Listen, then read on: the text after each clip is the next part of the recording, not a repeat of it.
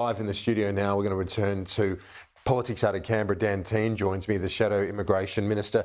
A lot to get across. Let's start with the speech, a very impressive speech, I thought, by the Prime Minister of PNG, and a reminder of one of our most important relationships internationally. It was. I thought it was a beautiful speech, and one about friendship and the natural way he delivered it, and delivered it with real warmth. Like, everyone there really felt that strong sense of friendship and the strong sense of how those ties that bind us together are going to be so important into the future. So I thought it was a really special moment. NRL team, because that is big up there. It's a religion I think it would be really good if they could, because it would help with that sense of nation building and that sense of purpose. As he pointed out, you know, you've got 1,000 different tribal groups, and if NRL could bring that together in part, I think it would be really beneficial. So there's a lot we can do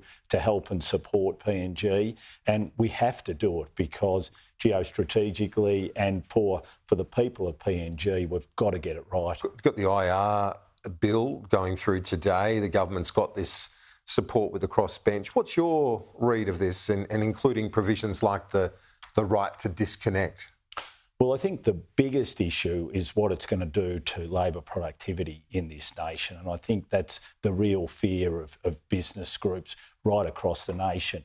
The government haven't got the balance right. They've said to the union bosses, tell us what you want, and that's what they've sought to deliver. And they've literally locked out the business community. And you look at past reform in Labor governments, it's very much been, OK, let's listen and make sure we're getting overall productivity increased. Here they just seem to be listening to the union bosses. Will you take the fight up? Because since Work Choices, the coalition's been a little gun shy.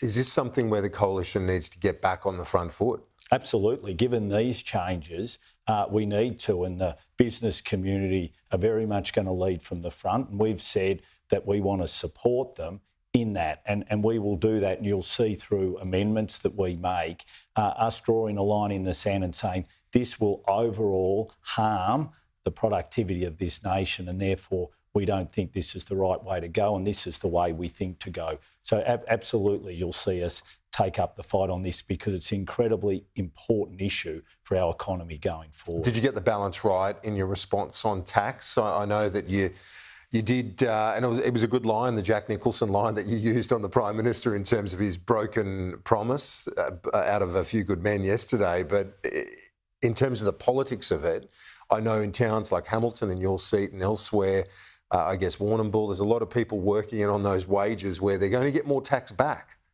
under these changes. Look, and those people have done it really hard under this Albanese government, and that's why we're not going to stand in the way of it. But also, we have to point out, and we'll continue to do so, and I think this is going to be the long-term burn for the Prime Minister, that this goes to the heart of his integrity. And I think we've shown that that integrity is lacking, and we'll continue to demonstrate that. The biggest problem for the Australian people now going forward is they can't take anything that the Prime Minister takes that says that's the truth. They will know, and especially before an election, that immediately afterwards he could change his mind. He basically looked them in the eye and lied to them, and that, I think, is going to be the issue. But if circumstances change, his argument is you have to change accordingly, and 90% benefit. But we know that he's done this for short-term political gain. This wasn't done. This is all about the Dunkley by-election. This wasn't done about the long-term interests of the Australian people or the Australian nation. It was done for his short-term political gain. Now, if he's prepared to look the Australian people in the eye and lie for his short-term political gain, people will see that and through that, and I think they will.